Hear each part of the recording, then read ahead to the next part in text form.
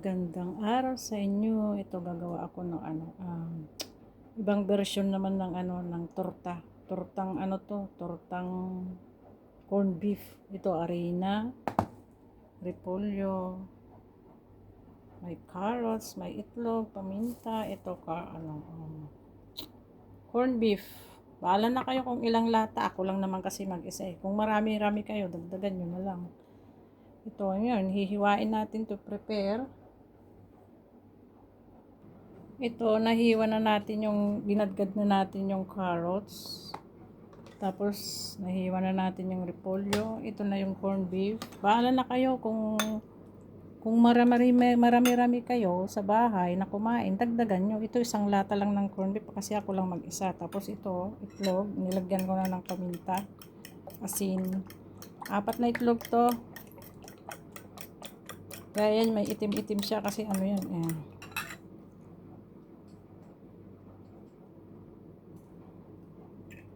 Ano yan, itlog, ano yan, paminta yan, kaya medyo maitim-itim siya. Maghalo-haluin lang natin sa isang ano yan.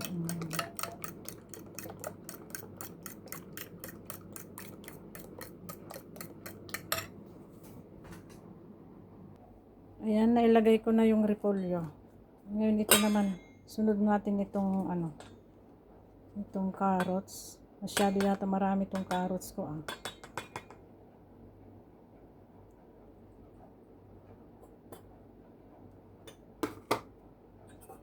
Marami yata itong carrots ko. Okay lang. Ako lang mag-isa eh. Kaya Tapos itong corned beef.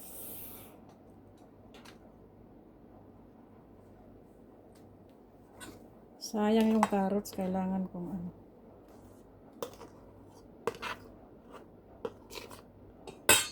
Naghugas naman ako ng kamay kahapon. Hindi, naghugas na ako ng kamay.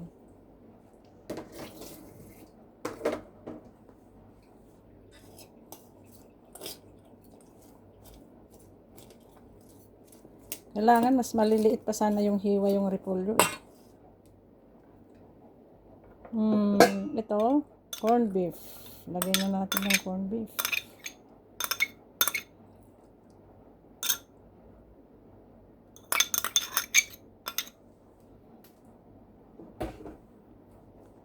Tapos, itlog.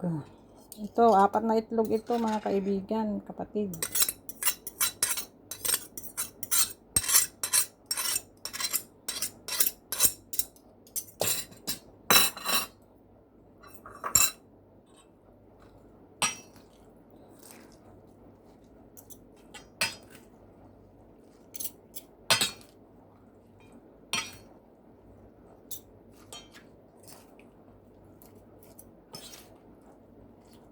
Tortang to, beef. Masarap to mga kaibigan. Nakita ko lang to sa Gumagawa naman ako ng torta, yung wala siyang beef. Tortang lang yun. Parang gulay lang na torta, ganun na. Pero ito kasi ibang version kasi may beef siya.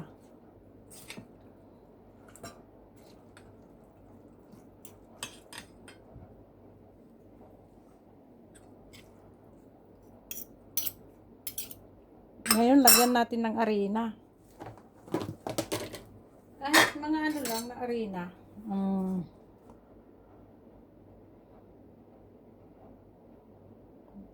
Dalawa. Wag natin dahan-dahan lang yung harina ha para malalaman natin kung okay na ba yung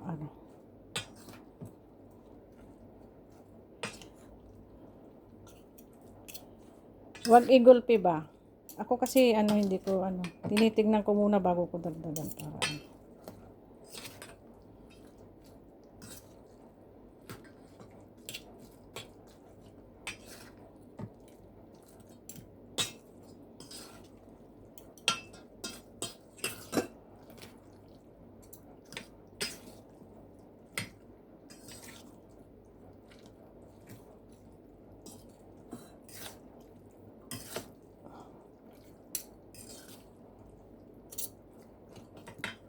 Bali ang ilalagay kong harina ay 2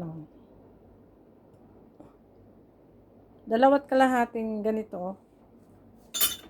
spoon.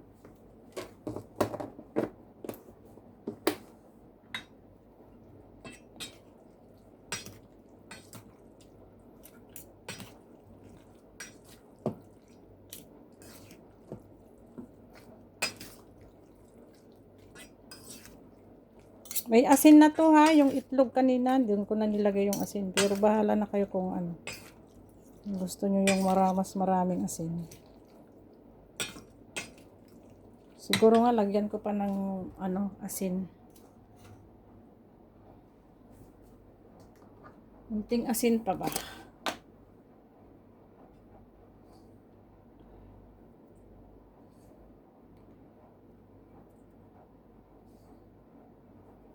Ayan.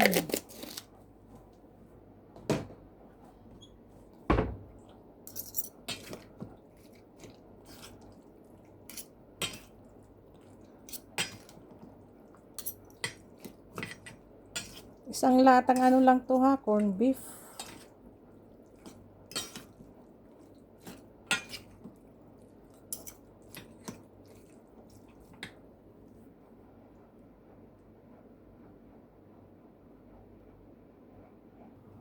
Ayun, nagpainit na ako ng mantika.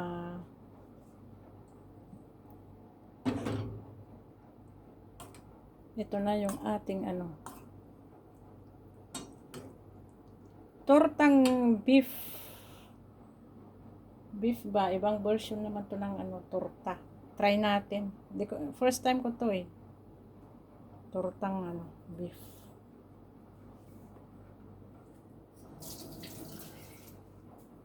First time ko tong gumawa mga kaibigan. Kaya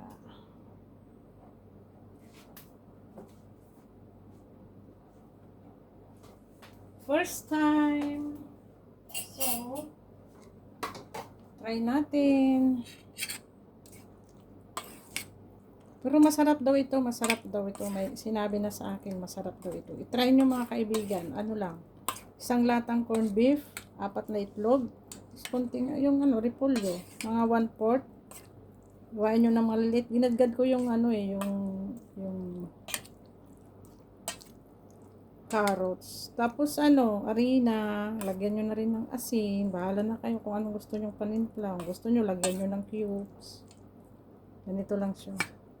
Tapos kung mas marami kayo sa bahay, kung gusto nyo mas marami, 2 lata. Yes, niya, ganon. 2 lata ilagay nyo.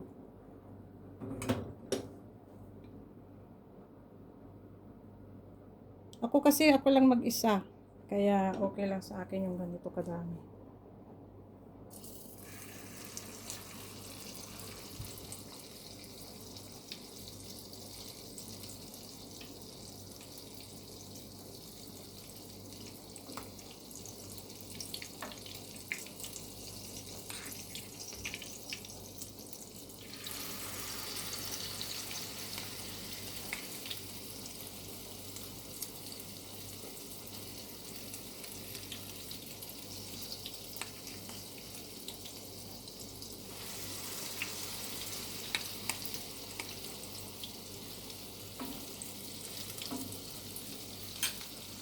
Yan.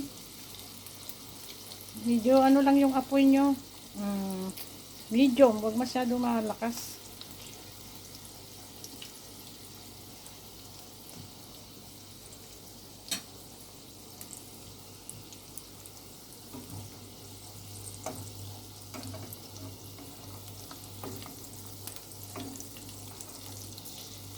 Hindi pa tapos. Masarap to sa lagyan nyo ng suka. Diba? Yung sausawan nyo, suka. Sarap yun.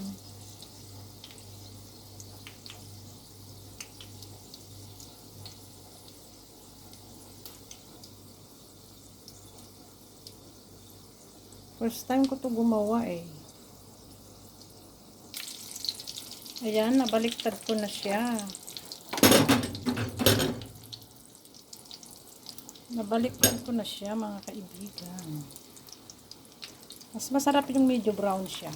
Kaya medyo pa-brownin natin. Yung nagka-crunchy siya.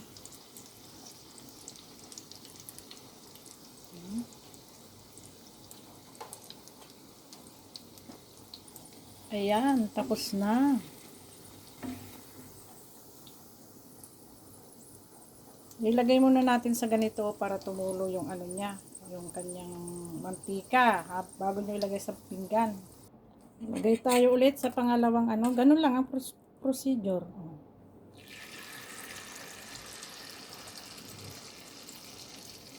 Ganun lang siya.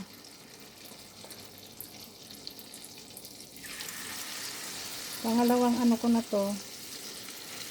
Marami pala siyang ano no, marami pala akong nagawa.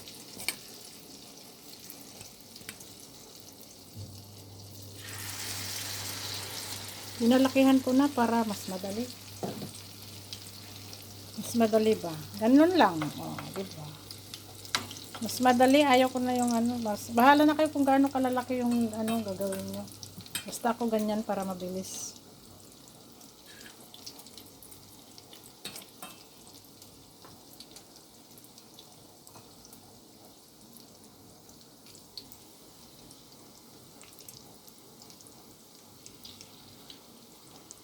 Mukhang masarap kasi yung amoy niya, napakabango mga kaibigan. Yung amoy niya napakabango. Tortang corned beef. Ito. Masarap siya. Mura lang to. Maliit, konti lang yung ano, repolyo. Konti lang siya. Tapos, ano ba yun? Yung corned beef, yung maliit lang na lata to eh. Tapos yung itlog, kapag ka, ano, pwede nyo naman, ano yung itlog eh. 4 na itlog lang to nilagay ko kasi murang itlog dito sa ano, UAA. Eh kung mahal-mahal ang itlog, eh, pwede na yung 3. 3 itlog. Baga practical ba? Baga ganon, di ba mga kaibigan? Practical na lang. Ito ano,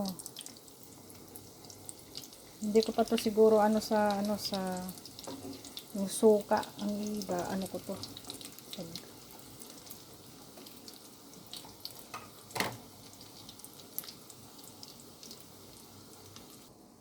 Ito, tinatanggal ko na yung ano, naluto na siya. Ayan. Ganito ka brown, maganda yung ganito brown. Basta ilagay nyo muna sa ganito sa laan para magtulo yung mantika niya. Kasi ano eh, mamantika siya pag ano. Bawas mantika ba, di ba? Bawas mantika siya. Ito ganito sa laan. Patuluin nyo muna siya bago nyo ilagay sa ano. Ngayon maglagay tayo ng last.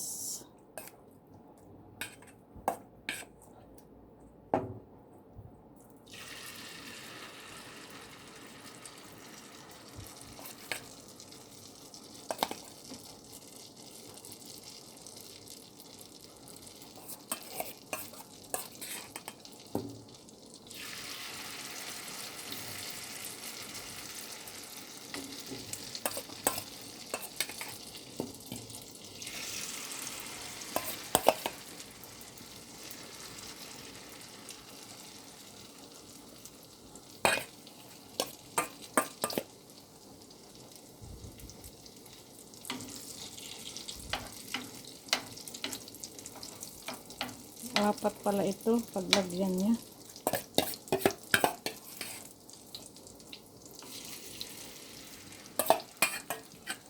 Ayan. Pwede naman nyo itong liit-liitan eh kung gusto nyo. Ako kasi ako lang naman ang kakain kaya kaya okay lang yan. Ganyang kalalaki. Malalaki nga yan eh. Kasi kung marami kayo, sabi ko nga sa inyo, pwede nyo yung liitan. Ayan, malapit nang maluto. Pinag-brown ko lang. Ito yung last. Pinag-brown ko na lang siya. Oh. Ayan, nag-brown na siya. Mga kunting brown pa. Para masarap kasi yung crunchy siya, diba? Yung crunchy lang siya. Ayan, tapos na. Ayan, oh, ito yun. Ito yung nagawa ko. 2, 4, 6, 8, 10. Malalaki pa yan, ha? Pwede nyo pa yung liitan. Baka maging 15, oh. Diba? Ang sarap. Tikman ko nga. Diba? Ang sarap. Kaya nyo mga kaibigan. Lagyan nyo ng suka. So, bahala kayo anong sausawan nyo. Ang sarap. Ano lang, bahala na kayo. Basta, ako lang kasi mag-isa eh. Kaya malalaki ang ano ko. Salamat sa panonood mga kaibigan. Thank you. Hanggang sa susunod. Thank you, thank you. Magbakas lang kayo at kayo, ako naman nagsusuporta sa inyo. Salamat. Ito ay ang version ng tortang corned beef. Thank you.